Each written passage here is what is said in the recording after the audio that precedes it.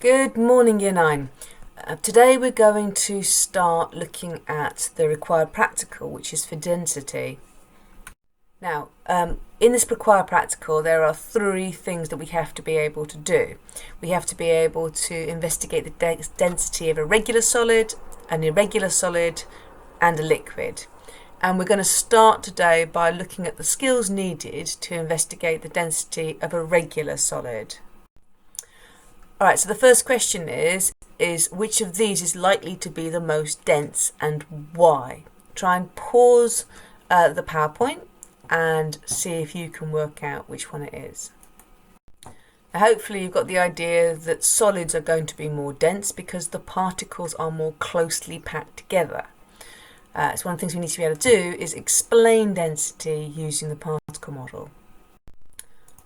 Okay, so what is density? Density is how heavy something is for its volume. So if we want to compare different materials' density, we need to make sure that we are always comparing them for the same amount of material.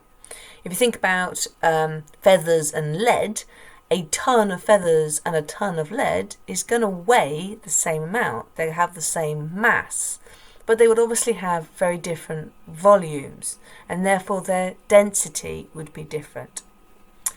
Okay, so density is calculated by doing mass divided by volume.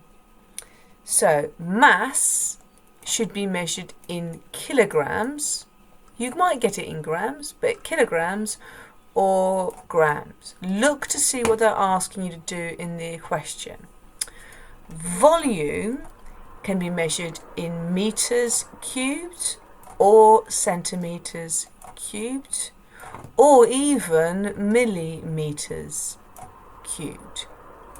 Now you can get a milliliter, all right, and litres. So on the sides of measuring cylinders it often says milliliters.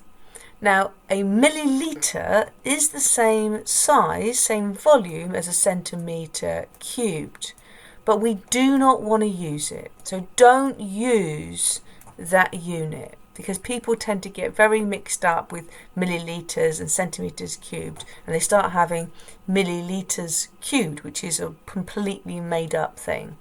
So you need to be using centimetres cubed or metres cubed most of the time.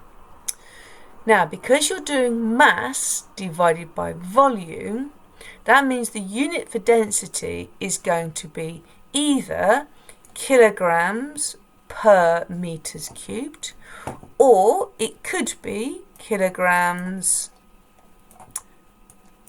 per centimeters cubed. It could be grams per centimeters cubed. All right? Sometimes you will see kilograms and then it will say meters to the -3.